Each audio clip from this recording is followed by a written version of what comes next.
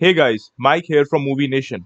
And today we're going through a 1982 action-adventure movie called The Beastmaster. The movie begins with High Priest Max visiting his three witches. They give him a prophecy that states that Max will be taken out by King Zed's unborn son. He tells them that King Zed's unborn son will be taken out tonight. The witches tell him that the future cannot be changed. King Zed arrives at the dungeon and tells Max he has knowledge of Max's plan to perform a sacrifice with an infant. Zed tells him that he would not allow that to happen and banishes him. Max informs him that he plans to sacrifice Zed's unborn child before it is born. Zed warns to have him taken out, and in that instant, two of Max's followers take out themselves.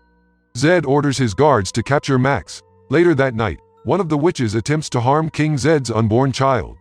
The witch succeeds in taking out the pregnant woman and then carrying out a sacrifice to take out the child. She marks the child with a symbol but fails to eliminate him. That's because a farmer who had been watching tries to save the child by confronting her. The farmer takes out the witch and rescues the baby boy. In the next scene, the farmer arrives in his hometown with the baby and raises him as his own son. A couple of years later, the boy who is now named Dar is grown and learns how to fight from his adopted father. One day, while training, they are attacked by a bear. Dar telepathically communicates with the bear and the bear goes away. His father tells him that he must never tell anyone what just happened and that he has powers that are not common to other people. In the next scene, Dar is now a fully grown man and works the farm like other boys. His dog begins to bark at something in the distance. Dar and the other farmers go to check it out. They discover a troop of soldiers riding into the village and quickly go to warn them. The barbarians ravage the village, taking out most of the villagers. Dar fights and takes out some of the soldiers, but he is knocked out by another barbarian who was riding behind him. Dar's dog successfully drags him to safety while the rest of the village is destroyed. He wakes up in a forest some hours later and discovers that his dog has been taken out by an arrow. Dar returns to the village and finds it completely destroyed. He piles the bodies together and also his dog. Before cremating the bodies, he finds a sword and picks it up. He then sets aflame all the bodies. In the next scene, Dar begins practicing with the sword. While training, two ferrets steal his pouch and run off with it. Dar goes after them and tries to retrieve his pouch. He falls into a puddle of quicksand. Communicating with the skunks, he begs them to help him get out of the quicksand. One of the ferrets helps him but also accidentally falls into the quicksand, and Dar ends up saving the ferret's life. Afterward, Dar comes across a couple of men attacking a black tiger. He tries to save the animal, but he is attacked from behind by a man. Dar fights him off and defeats him. He takes out another man with his boomerang and calls for the animals to help him. He sets the tiger free and it takes out the last man. He becomes friends with the animals. A golden eagle he names Sherik, a pair of thieving ferrets he names Kodo and Podo, and a black tiger he names Ra, and enlists them in his mission. Up next, Dar watches some women. He sends one of the ferrets to steal her clothes. The young woman goes after the ferret but is attacked by the tiger. Dar comes to her aid and chases away the tiger.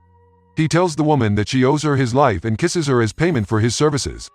The woman overpowers him and asks who he is. He tells her that his village was attacked and he is going to seek revenge. He asks her who she is and she tells him that her name is Kiri and is a slave girl to the priest at the temple. She shows him her scars and he asks her to run away and he would protect her. She tells her that she has to go back to the priests or they will hurt her family. She tells him to forget about her and runs away. Dar and the animals follow Kiri to the temple without her knowledge. At the temple he finds a man trapped in a cage and sets him free. Dar finds himself surrounded by an eerie half-bird, half-human race who dissolve their prey for nourishment. They try to attack Dar but he summons his eagle. The creatures as birds men worship eagles. They spare Dar and give him an amulet should he need their aid. In the next scene, Dar is woken by the ferrets at dawn. Dar soon arrives at Uruk where Max had assumed total control with the Jun's support. Dar enters the city and sees Max taking the children of the townspeople and sacrificing them to his god Ar. Unsatisfied by the sacrifices, Max takes one more child from his parents and tries to sacrifice him. Dar communicates with his eagle and it saves the boy's life. Upon seeing what happened, all the town's men except Dar bow before Max. Max announces to the people that his god Ar is demanding more sacrifices. Later that night, Dar takes the little boy to his parents. The father of the child, Sako, pledges his allegiance to Dar. He offers him a meal and tells him the town's story and how the king is in prison. He asks about the slave girl and the man tells him they are being prepared to be taken out by the priests. Dar thanks him for his hospitality and goes off to rescue Kiri. Meanwhile, Max charges the Juns to find Dar and bring him. In the next scene, Dar is attacked by the Juns while on his way to save Kiri. They try to take him out but he is saved by his tiger. The tiger goes after rescuing Jun but falls into a trap. Before Jun could take it out, two strangers rescue the tiger and take out the Juns. Dar thanks them and introduces himself. They also introduce themselves as Seth and Tal. Seth tells Dar that they are pilgrims on their way to worship at the temple. Dar tells them he is also going the same way and they decide to travel together. Seth tells Dar that Tal is the son of King Zed and it's time for Tal to free his father. Dar tells them that he has been to Uruk and that Max has total control of the city.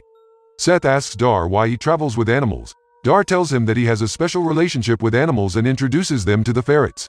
He shows them the treasures that the ferrets had stolen and Tal recognizes a trinket belonging to his cousin.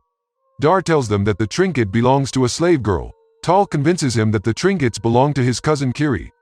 Dar travels through the eagle's eyes and sees the slave girls being prepared for sacrifice. Seth tells them that they need to plan well before heading to Uruk. Up next, Dar and the rest of the crew make their way by boat to Uruk.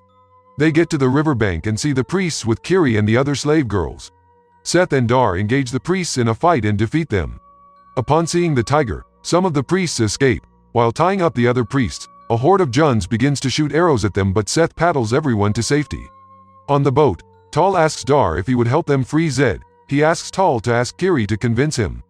Kiri does so by giving him a kiss. Seth separates from the group to go find rebels to help them. He tells them that they will meet again in 2 nights' time. Enlisting Sacco's help, Sacco sneaks Dar, Kiri and Tal back into the city. Max magically spies on them with the aid of his witches. They make their way into the prisons to try to free Zed. Through a hole, they discover a man being transformed into a beast by the priests. Dar sends the ferrets to steal some keys but the plan fails when the beast takes out the priests. Kiri provides them an alternate route to locate Zed. Dar senses that they are being watched by a man and his tiger takes the man out. They find Zed in his cell with his eyes gone. Dar blindfolds him while Kiri tries to remind him who she is. Max and his witch try to take out Dar and Tal but Dar is able to take out the witch while Kiri disarms Max and saves Tal. Using the tiger as protection, they break Zed out of prison while Dar goes back to save the ferrets who are being chased by a beast. He sees a couple of priests coming and barricades the door. The beast takes out the priests while the ferrets return to Dar. Kiri also returns and helps Dar escape the prison. The beast chases after but Dar's eagle takes him out. They try to escape in Sacco's carriage but the gates are locked. Dar sends the ferrets to unlock the gates but at the exact time, a group of Death Eaters and Juns attack them. The ferrets successfully unlock the gate and Sacco and the others escape the temple.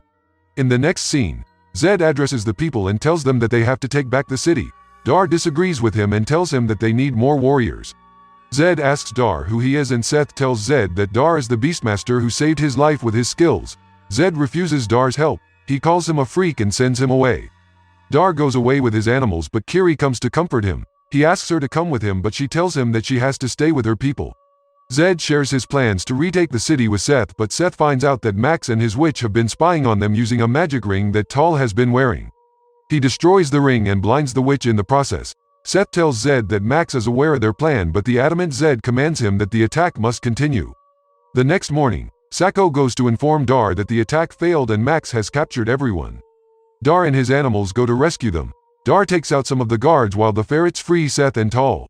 Max tries to sacrifice Kiri but his plan is foiled by Dar's arrival. His witch reminds him that the unborn from the prophecy has arrived. Dar takes out the guard protecting Max. Max informs Zed that Dar is his lost child from the prophecy and takes out Zed. A fight ensues between Max and Dar but Dar successfully takes him out. Max's last witch revives Max and then gets taken out by Dar. Afterward, Dar carries Kiri and tries to get her to safety. The rest of the city under Seth's instruction defeats the remaining guards and retakes the city. Despite being attacked, Max, who had been revived by his remaining witch before she was taken out, tries to take out Dar. Kodo, the ferret, sacrifices himself and causes the high priest to fall into the sacrificial flames. The victory is short-lived as they see a Jun horde approaching Uruk. Dar instructs the people to stay and fight. They begin to prepare different traps while Dar sends his eagle to get help from the birdmen. The Jun horde arrives by nightfall and attacks the city. They instead fall into the trap that had been set for them. The villagers try to set the trap ablaze in order to destroy the Jun horde once and for all but they are taken out by the surviving Juns. Tal tries to help but gets shot by an arrow. Kiri and Dar immediately run after him and drag him to safety. Dar sets the trap ablaze and takes out most of the Juns. The ones who survive begin to fight Dar, Kiri and Seth. The warriors take out some of the Juns but become outnumbered. The leader of the Juns fights Dar in a one-on-one battle. Dar defeats him by throwing him into a fire, but they are still outnumbered. Fortunately, the Birdmen arrive and take out the remaining Juns. Afterward, Dar, Seth and Kiri carry the injured Tal to a room and Seth takes the arrow out of his hands, after which the boy passes out. In the morning, Dar gives Seth his boomerang to present to Tal the new king. Seth tells Dar that it is his turn to be the king as the firstborn son of Zed, but Dar explains that Tal would make a better king, and he leaves Uruk with his animals. Kiri goes after Dar and finds him on top of a mountain. They share a kiss and the movie ends.